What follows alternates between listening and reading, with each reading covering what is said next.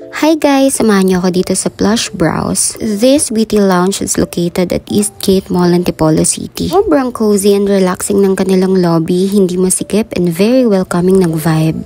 Pagpasok mo pa lang, may kita mo na ang very minimalist but classy nilang brand. Nasa gilid naman ang price list ng available procedure para hindi na kayo mahirapang mamili pa ng gustong ipagawa. Pagpasok namin ay may nag-assist na agad sa amin. After naming mag-log, pinapasok na kami sa loob at pagpasok namin is nag-hi na agad sa amin lahat ng awards and certificate na na-receive ng owner. And grabe, nalunod ako sa dami kaya hindi ako nangangamba na baka magkamali pa ng gawa sa kilay ko. Syempre, dapat ako mag-worry dahil semi-permanent ang ilalagay sa face ko at hindi mabubura ng basta hilamos lang. This is the procedure area. Naliwanag muna sa akin ng do's and don'ts, mga possible looks na bagay sa face ko. She is the owner by the way and gaya ng beauty lounge niya is very friendly and pretty din niya. First thing she did was to measure my brows and put some markings on it. This is my natural brows and it doesn't look nice. I don't like it. So, I finally decided to do this. She started the measuring and she figured out na hindi pantay yung height ng brows ko.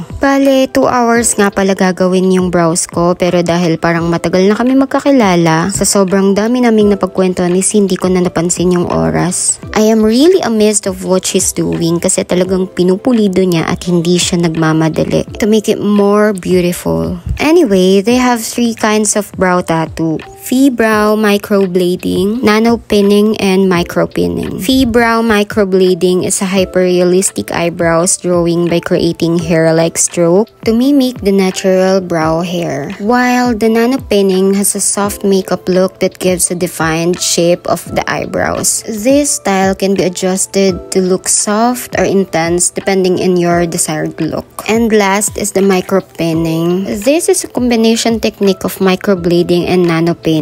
It gives a natural yet defined and filled in look than microblading alone. They also have a lip tattoo, eyeliner tattoo, and man brows. Yes, hindi lang tayong mga babae ang pwedeng magpatattoo ng brows, kundi pati na din ang mga boys. She also shaved my eyebrows and shaped it. Hindi naman sa pambobola but sobrang gaan ng kamay ng owner kaya parang inaantok ako. And it feels like minamasahe niya yung face ko. After nga pala ng pag-shave ng eyebrows ko, ito na nga pala yung itsura. Sinimulan na palang lagyan ng white markings to make the lining more clear.